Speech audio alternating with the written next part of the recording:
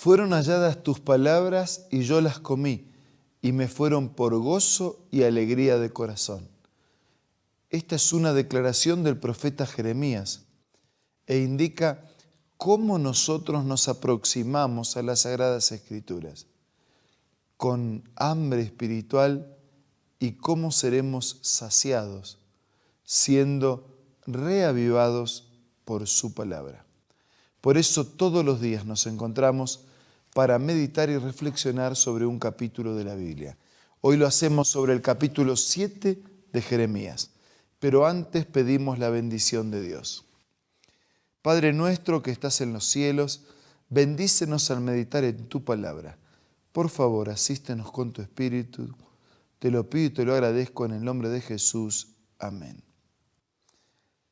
Del capítulo 7, 8, 9, 10 y 11 de Jeremías nos presenta una serie de sermones que tienen al templo como centro y que de alguna manera son predicados o presentados por Jeremías.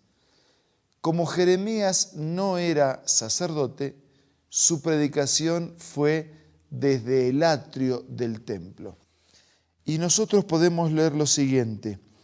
El primer tema tiene que ver con un contraste o una declaración de la religión falsa e inútil. Esta es la palabra que vino a Jeremías de parte del Señor, que es palabra de Dios. Párate a la entrada de la casa del Señor y desde allí, desde la entrada, desde el atrio, proclama este mensaje.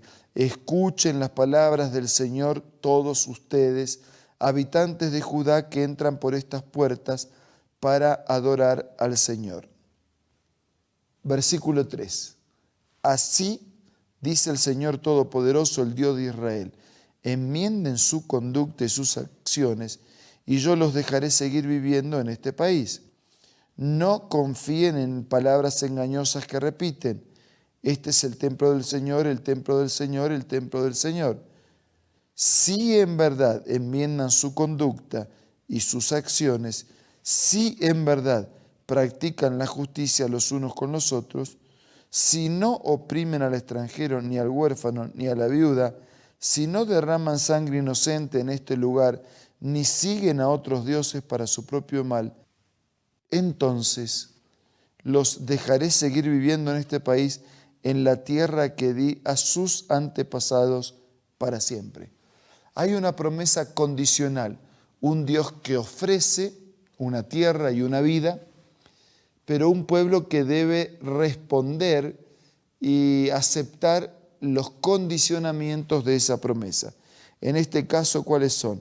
El enmendar la conducta y las acciones, el no confiar en las palabras engañosas de falsos profetas, enmendar la conducta y las acciones, otra vez está repetido el concepto en el otro pasaje, practicar la justicia los unos con los otros, no oprimir ni al extranjero, ni al huérfano, ni a la viuda, y no derramar sangre inocente. Resumiendo, mejorar el estilo de vida, amar al prójimo, no oprimir y poner siempre como prioridad a Dios. Versículo 7. Entonces los dejaré seguir viviendo en este país. Versículo 8. Pero ustedes confían en palabras engañosas que no tienen validez. Roban, matan, cometen adulterio, juran en falso, queman incienso a Baal, siguen a otros dioses. Versículo 10. Y vienen y se presentan ante mí en esta casa que lleva mi nombre y dicen, estamos a salvo, para luego seguir cometiendo todas estas abominaciones. ¿Creen acaso que esta casa que lleva mi nombre es una cueva de ladrones? Pero si yo mismo lo he visto, afirma el Señor. La hipocresía, ¿no? Van al templo, pero su vida no armoniza con lo que se predica desde el templo. Y aquí en estos pasajes hemos tenido un repaso de por lo menos 5 de los 10 mandamientos. porque hablan allí de los dioses ajenos, habla también de robar, de matar, de cometer adulterio, etc. Dios espera un compromiso de fidelidad de parte de sus hijos. Versículo 12. Vayan ahora a mi santuario en Silo, donde al principio hice habitar mi nombre, y vean lo que hice con él por culpa de la maldad de mi pueblo Israel. Y ahora, puesto que ustedes han hecho todas estas cosas, afirma el Señor, y puesto que una y otra vez les he hablado y no me han querido escuchar, y puesto que los he llamado y no me han respondido, lo mismo que hice con Silo haré con esta casa que lleva mi nombre y en la que ustedes confían, y con el lugar que les di a ustedes y a sus antepasados. Los echaron de mi presencia, así como eché a todos sus hermanos, a toda la descendencia de Efraín.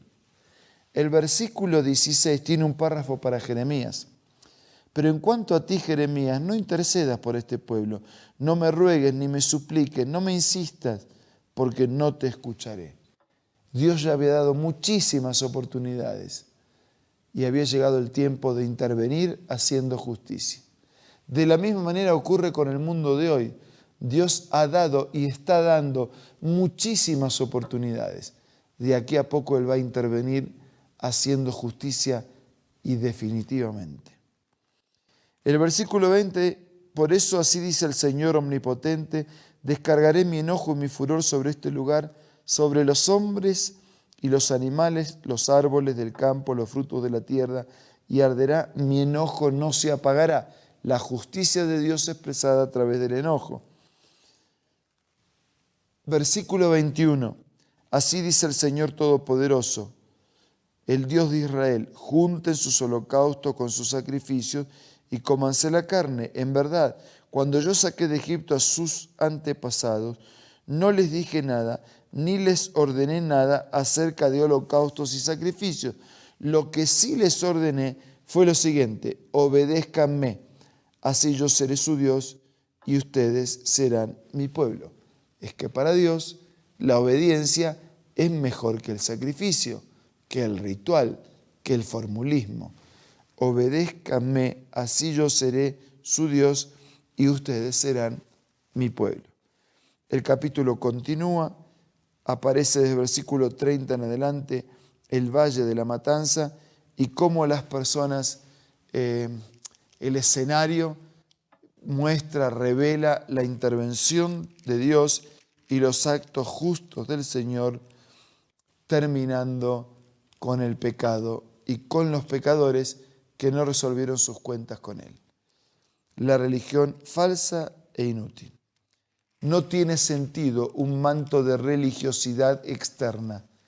No tiene sentido una vida de hipocresía, como una cáscara de nuez vacía, sin semilla, sin fruto, puro ruido. No tiene sentido. Tenemos que estar agradecidos de tener la oportunidad de vivir íntegra, auténtica, fielmente el mensaje de Dios. ¿De qué otra manera podríamos reaccionar frente a la verdad y al mensaje revelado del Señor si no es con una experiencia de vida auténtica, íntegra y totalmente responsable? Que podamos en los minutos que siguen aprovechar la oportunidad, hablar con Dios y decidir qué queremos hacer de nuestra relación con Él. Vamos a orar.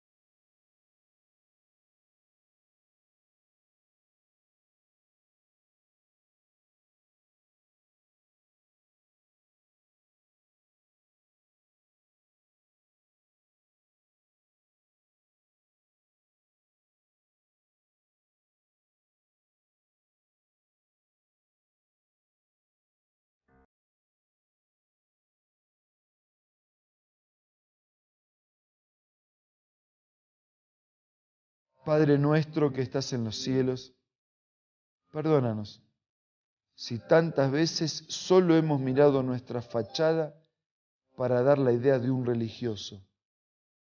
Ayúdanos. Queremos ser auténticos, íntegros, limpios, fieles. Bendice a cada uno de nuestros queridos amigos y concédenos la manera de vivir así. Te lo pido y te lo agradezco todo en el nombre de Jesús. Amén. Muchas gracias por su compañía.